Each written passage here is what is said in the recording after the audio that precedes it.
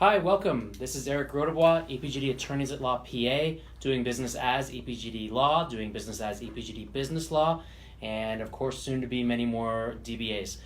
So today, this is a real story, happened just this morning, and you'll notice that a lot of my videos start out that way, and it's really because we come across so many different interesting issues in our business. As you guys know, we focus on business law, which means we focus on entrepreneurs, and so we're getting calls from business owners all the time. And now this call is really interesting. So check this out. This lady has a company, and she is, I believe it's a Florida LLC, and she is the only employee of the company. She's the boss. She's running the company. And so the company gives tours. And so what she did is she has independent contractors doing the tours for her. And it's been about 6 years, relatively successful. And, she's got 8 or 9 of these independent contractors. Some of them work more hours than others, but basically what she'll do is she'll schedule the tours and then just see who's available, first come, first serve, and then she'll pay everybody as 1099s, right, independent contractors, and then those independent contractors are responsible for their own taxes, they're responsible for their own withholdings, they're responsible for their own reporting, okay? So this is the way she's had her business set up for a long time. And what happened is that we had the hurricane a couple weeks ago here in Miami. And so after the hurricane, there was actually a hurricane relief fund set up to help out people who were hurt economically, who couldn't go to work, for example. So she had one employee who successfully made this application. No problem, no big deal. You see what I did? I said she had one employee. That was a mistake, and it's actually part of the problem. So another one of her independent contractors filed for unemployment. So when you file for unemployment, you do it with the state.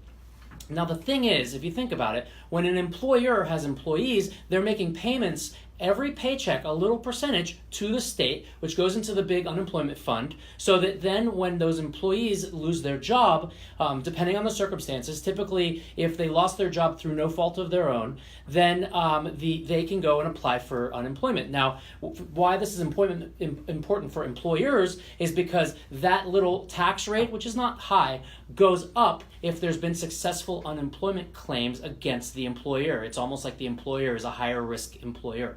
So anyways, let's go back to the story. So she gets a letter in the mail. I rephrase. A letter in the mail was sent to her CPA. And her CPA said, hey, I got a letter in the mail. It's from the Florida Department of Revenue. And it's saying that one of your independent contractors filed for unemployment. Obviously, this raised a bunch of red flags. Now, here is a bunch of questions we need you to answer. So she said to the CPA, are you sure it's fine? I can fill this out? And the CPA said, yeah, of course. So she fills it out, mails it in, and it was questions asking about the circumstances of the employment or the contracting with those people.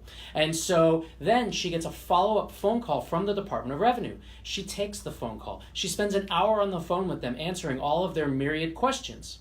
And so why this is really important is because she's been treating these people, by the way, based on advice from her CPA 6 years ago, as independent contractors.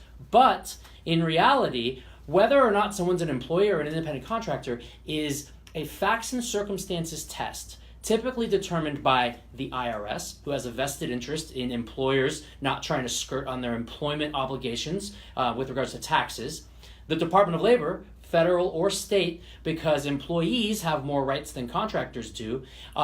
The Florida Department of Revenue, because they want to make sure that people are actually paying their unemployment tax if they're supposed to. And think about this, if you classify everybody as an independent contractor, you don't have to get workers' comp. In Florida, you don't have to get workers' comp insurance until you have at least 4 full or part-time employees. Well, in this case, she only had 1 herself, arguably.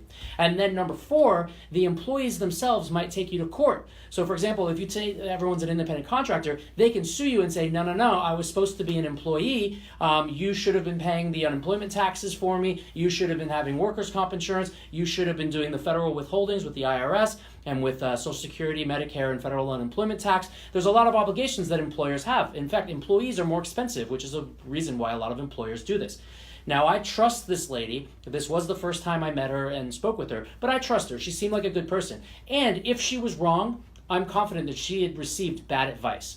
But the problem is now she's really scared, and she's pretty sure that she's going to get audited and maybe even sued. So actually, the moral of the story is 6 years ago, she should have gone to a lawyer instead of asking a CPA for advice on this. Whether someone's an employee or an independent contractor is a legal distinction, not an accounting distinction. Furthermore, when she got the letter from the Department of Revenue, she should have called a lawyer, not filled it out with no legal advice.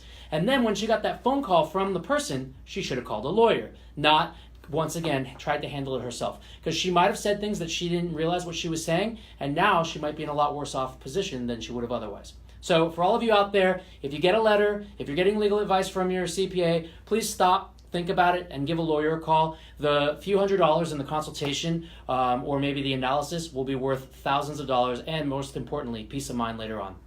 Thank you.